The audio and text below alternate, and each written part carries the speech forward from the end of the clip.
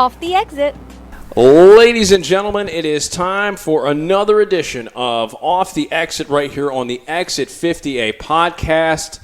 Derek, Kaz, Stevie. What's going on? And we have a very special guest today, Kaz. Yeah, so one of the things that we talked about starting to do on the podcast to kind of expand our reach and kind of add some more flavor into the show and expand it was to do more interviews this year. And believe it or not, one of the first people that I thought of is someone who I've been following on Twitter for a couple of years now. And I'm actually very proud to say that I've been following him before he really blew up to be like big time Twitter celebrity status right now, right? So it's the Twitter handle at VibeHi, VIBEHI, and he goes by the moniker of Hotep Jesus. Now, Derek, I don't know if you remember this or not, but I've asked you a couple of times in the past if you're familiar with the Hotep movement. You don't know what that is. No. So I felt, as a Hillary-loving African-American man such as you are, he's throwing you right under the listen, I'm just trying to get the bath water warm here, okay? I felt it was very necessary to introduce you to this line of thinking and to let you know that it is okay for people of color to not only be conservative, but also to support Mr. 45, Donald J. Trump. So we welcome into the Exit 50A podcast right now, Hotep Jesus. Welcome, sir. Thank you, man. Appreciate you. What's up, guys? What's going on, man? I think my name for Trump is 45. You got to say 45. There it is. That's what I'm talking about. I would encourage anyone listening right now to follow at VibeHi or just type in Hotep Jesus on your into your search tab there, because you may not agree with everything that he has to say, but he is very provocative. He's a provocateur. He's going to make you think about things. And Hotep, I kind of want to get into a little bit about your history and kind of how you arrived at this point. As a person of color, as an African-American male, it's almost taboo now, at least based upon what we see in popular media and popular culture, for someone who is African-American to be on the conservative side of things or to support the current sitting president. How did you arrive at this point? I was forced to this point. My views have always been conservative. I think the black community as a whole internally is conservative. They just end up being leftist when we go to the voting, when we hit the ballot, when it's time to vote. You know what I'm saying? And that's where things get confusing, because we say one thing to each other, but then we vote against our interests. But I was pushed this way right around like 2013. I always said I didn't want to be involved in politics. I thought politics was stupid. I'm like, it's the left and the right. It's all controlled by the same people, blah, blah, blah, blah, blah. And the more and more this, post Black Lives Matter political arena, LGBT arena, events or whatever you want to say, the more this stuff started to develop, I started to say I have to get involved. And when Trump kind of came to power, it was him versus Hillary, and I was just like, yo, we do not need Hillary. That's the last person we need in office. She has, like, the amount of things her and her family have done to black people. I don't understand how black people could ever align with that woman. She is like the devil to me. Okay. And this is all documented. It's on paper. And then when they talk about like the Russian collusion with Trump, I'm like, this lady was doing uranium one deals with Russia, and we're talking about Trump. Like, all right. So I need to step in here, and I need to voice my opinion, and I need to be a part of this conversation, and I need to red pill black people and let them know, look, Trump's the guy, because he's not Republican and he's not Democrat, as Candace Owens has said on record several times.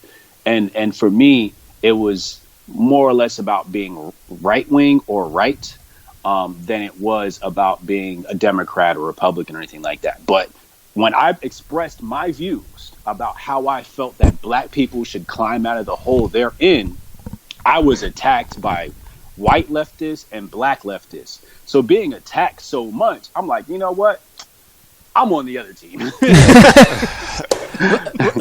kind of like what happened. Let me ask you. Let's go back to the Clintons here for a second. As Kaz alluded to, my family has long supported the Clintons. Going back to the elections, even against Obama, they supported Clinton, which was taboo. That was a taboo issue in the black community. How can you go against a guy who's going to be potentially the first black president? Your stance against the Clintons? You mentioned a couple. Can you give me a couple examples of why you feel that way? Mass incarceration. She called this super predators. Haitian money, over $100 million, hundreds of millions of dollars gone missing. Haiti hasn't seen a single penny. Russian collusion. Missing servers, lying about that. Donna Brazile outing her, and Hillary Clinton didn't back Donna Brazile. Donna Brazile exposed all of the Clinton and DNC and rigging the election against Bernie Sanders. The fact that they had slaves. If you go look up, the Clintons had slaves. What they did was they passed a law in Arkansas which allowed prisoners to work on private property. So they had black prisoners coming to work pretty much as slaves on their plantation. I just gave you like 6 or 7 right there. So can I ask? So your family obviously has their opinion. You have your opinion. What was the flack that you were getting personally, like from in-house? Yeah, my family's black, so of course they're leftists. But they can't argue me down because everything they say is easily refuted with evidence and facts. Leftists argue with conjecture and emotions, right? We're just going to give you the facts and tell you exactly what happened. You have Hillary Clinton goes on TV and says she has hot sauce in her bag. Like what is that? Like, is that not stereotyping? You know what I'm saying? Like what is that? That's what I call racism. That's straight up, blatant, a subconscious racism. One thing I want to ask you about, it became pretty evident, one of the big stumbling blocks for Hillary in the past election was that Republicans kind of sensed exactly what you were talking about, with maybe the Democratic view getting a little bit too lazy. Like you saw in Ohio, Hillary brought out LeBron James towards the end of that campaign. And Jigga. Yeah, and Jay-Z. And it I don't know. It seemed more authentic when Bill Clinton did it versus Hillary Clinton and your examples. Why do you think it has been difficult for black conservatives to get through to not only older black Americans but younger ones too? This goes back to Marcus Garvey in the early 1900s. When Marcus Garvey came here from Jamaica, he was met with the same force I'm met with today. These bougie, middle class to upper class blacks really want to control and keep power. So really what it is as long as we can continue to talk about the problems, we never have to create solutions. So the poverty pimps or the race pimps can stay in power, like your Al Sharpton and DeRay, Sean King, you go down the list. These people are race pimps. And when you go study the work of Marcus Garvey, his own cruise line was sabotaged by these blacks in the NAACP, which was never created by black people or for black people. He talks about how he was thrown in jail by other blacks. And he was extradited. He was sent out of the country because other blacks were snitching to the government. And why? It's because he came here, he sat down with the KKK. He sat down with racist groups and said, hey, what do you guys want? And other blacks, just like when I sat down and I spoke to alt-right, everybody said, oh my God, you're talking to racist whites. And I'm like, this is just another person. If we're having a war and it's this king versus this king, they're going to sit down at the round table. They're going to have a discussion. This is men versus men. The leftists are straight female. They're straight sword. So that's the problem. You're led by a bunch of pansies, a bunch of beta cucks, right? So that's what this comes down to. So a real man is going to have a conversation. You going to say something? Oh, no. I was just, and I'm sorry to interrupt, I just wanted to let everyone know that you're listening to, the voice you're hearing there coming to us is Hotep Jesus, and you may have seen him if you're a Fox News or Alex Jones viewer. You have seen him in either the Laura Ingraham show on Fox, or you've seen him on InfoWars. Hotep Jesus at Vibe High, VIBEHI on Twitter. Give him a follow. 64,000 followers and growing on your Twitter app. Yeah. Really, we have a lot to get into with you, but not a whole lot of time.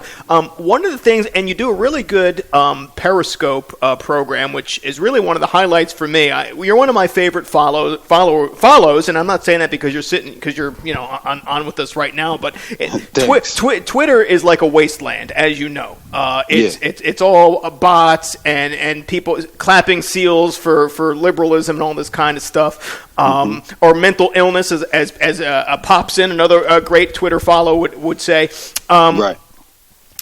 So, listening to your show and the latest Periscope one I listened to, you really went into some pretty interesting stuff. You actually made a Saved by the Bell reference, which I thought was really cool. I think you called Screech a cuck, a liberal cuck during your last. Ooh.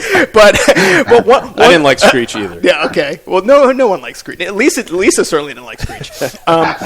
One of the things that really, when we say you're kind of a provocateur, one of your kind of pillars is talking about how there is no such thing as racism, or racism is a myth. And I'm wondering, for those who have not had a chance to kind of check your stuff out yet, if you can just kind of touch on that briefly for us.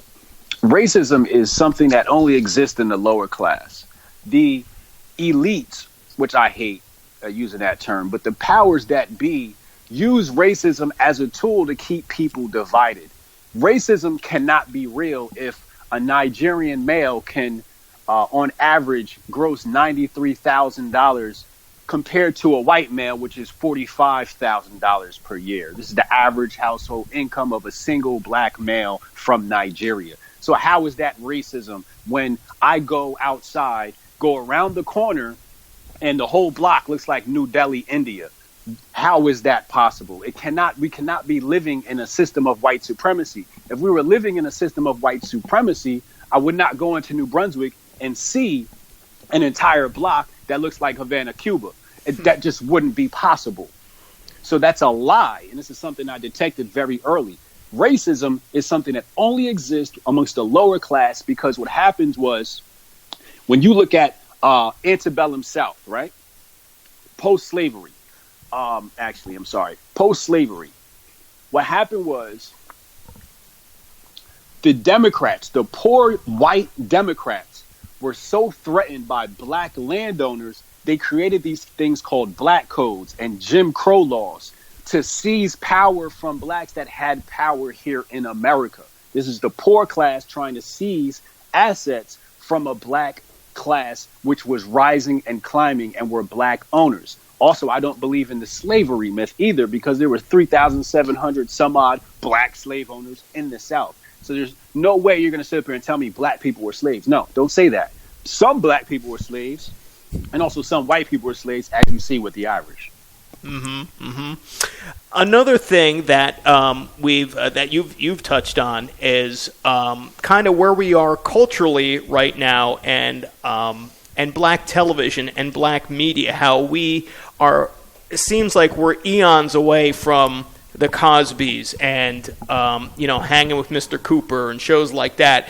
And you brought up a great point in your Periscope talking about how black entertainment and black television now is, the Basketball Wives and this, and it's really a bunch of black women fighting and scratching each other on TV like in reality shows. Right. Exactly. When they say make America great again, I saw T.I. He was like, I think it was T.I. He said, when was America great? America was great before you became a rapper, stupid. America was great in the 90s for black people. It was beautiful. I remember we had Spike Lee gave us the movie Malcolm X. I have some reservations about certain parts of that movie, but it's whatever. But during that time, we had a great rise of consciousness from the 80s on up into the 90s. And then there was a switch that hit as soon as Bad Boy came into the picture. The switch flipped, and then everything kind of went south. And I mean that literally too, because the South took over rap as well. But America was great during the 90s and the 2000s. And when I graduated from high school in 98, I could quit a job and walk right into another one the same day, if not the next day. America was great at one point. And I think right now the black community is defunct because of the programming. Programming is exactly that. It programs the people. So if our programming goes from Queen Latifah looking like an African queen to Nicki Minaj with a thong on twerking, what do you think we're going to do to the children? What are we doing to the little girls? And then when the men were talking about my beautiful black queen in the 90s, and now it's, F that bitch, what are we doing to the little black boys? And don't say that this programming is for adults and they don't see it. They do see it. I know I have a 14-year-old. They see these things, and it's not even in my household. And my daughter's privy to some of the culture, and she comes home, she talks to me about it, and she's like, what is wrong with these black people? And I have to explain to her that they're programmed. It's the big lie, Derek. It's the big lie. If you repeat something enough times, the majority of people will believe it, like Donald Trump is racist. We have talked a lot about on the podcast about the concept of Trump being racist. I'm not convinced that he is. I think he likes money.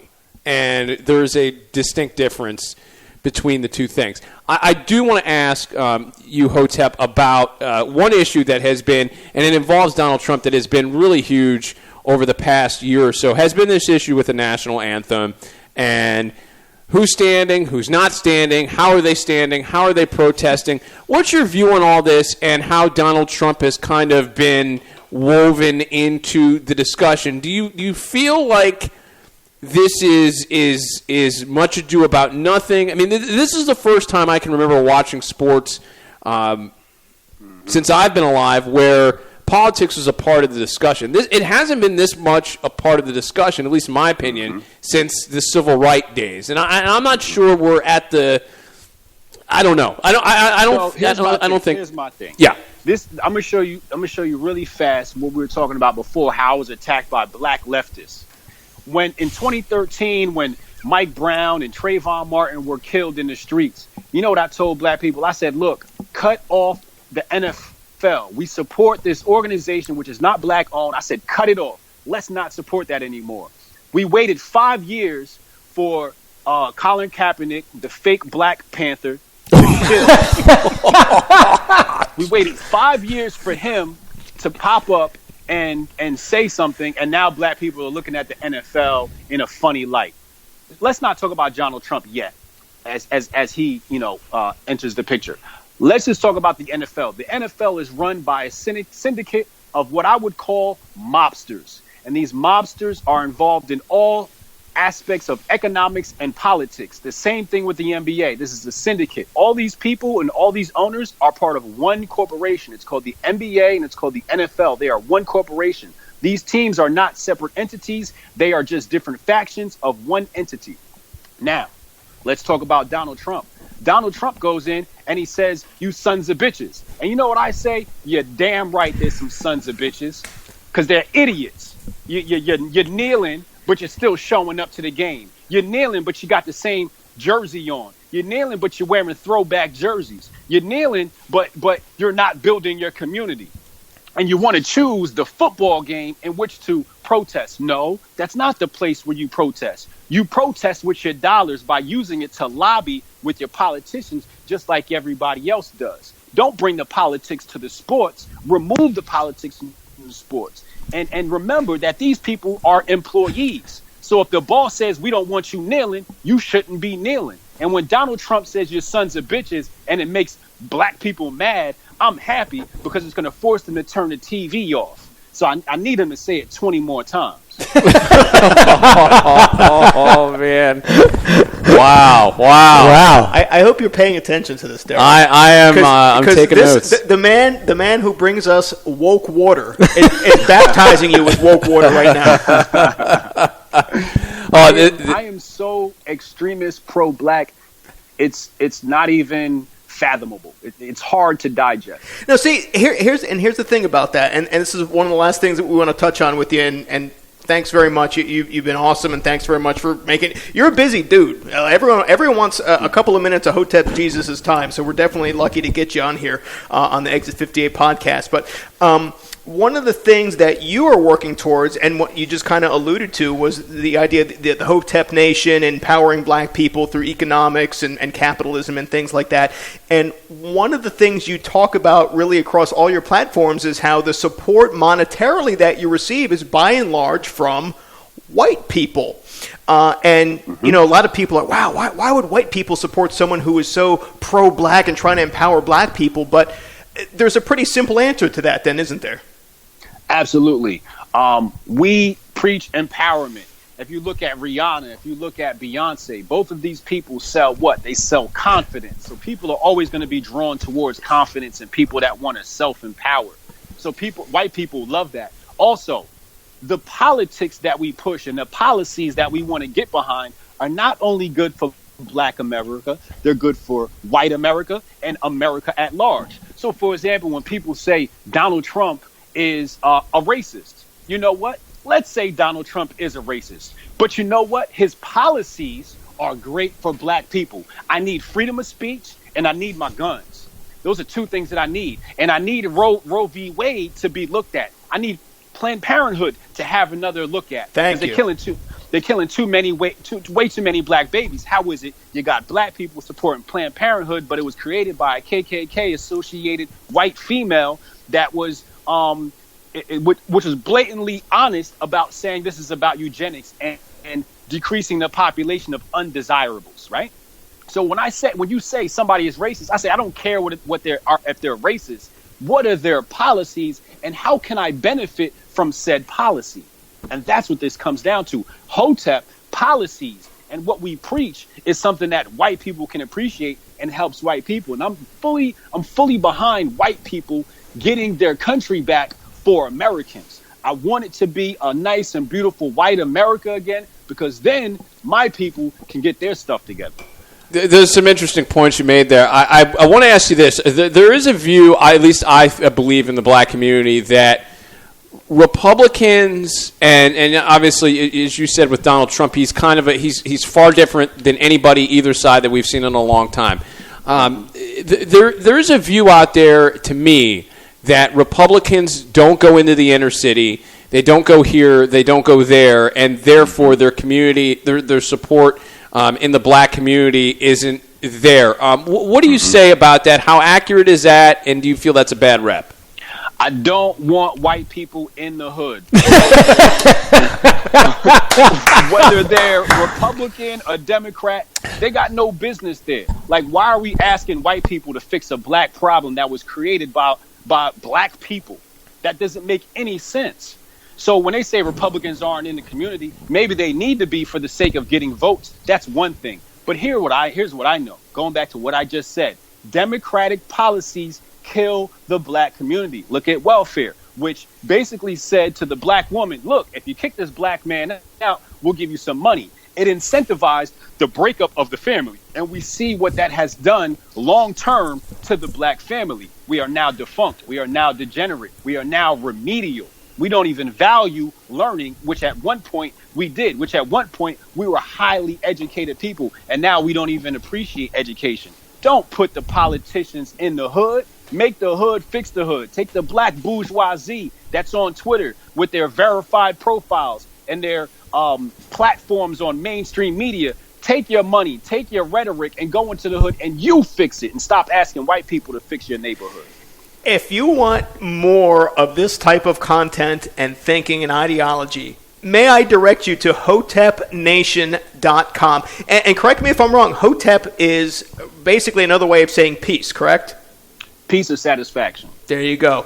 Hotepnation.com. The voice you're hearing there is Hotep Jesus at VibeHigh, VIBEHI on Twitter. Derek, do you have anything to say in closing here before we... One last question. One last question. Okay. Jamel Hill. Come on. Jamel Hill is one of those people in media that has been outspoken, has gotten in trouble in part because of her political views. What are your thoughts about what she has said and things of that nature? She's a poverty race pimp. You look at just type in Jamel Hill. Straight black men are the white people of black people. There's a baseless article written by a guy named Damon Young. Baseless because when you read the article, it's not supported by evidence. But basically what they're trying to say is that the black man tells the black woman that she doesn't face any struggles in America, which is not true. And he couldn't support it with any evidence, not even a single tweet from the black male population.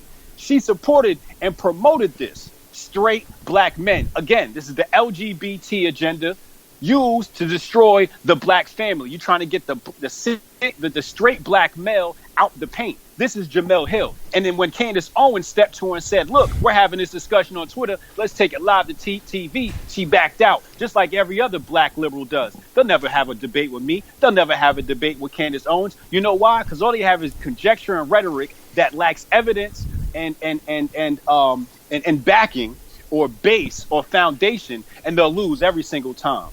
These are the bootlickers. These are the black bourgeoisie that had Marcus Garvey kicked out the country. These are the black bourgeoisie that hold black people back with their victim narrative. Stop being a victim and be a victor.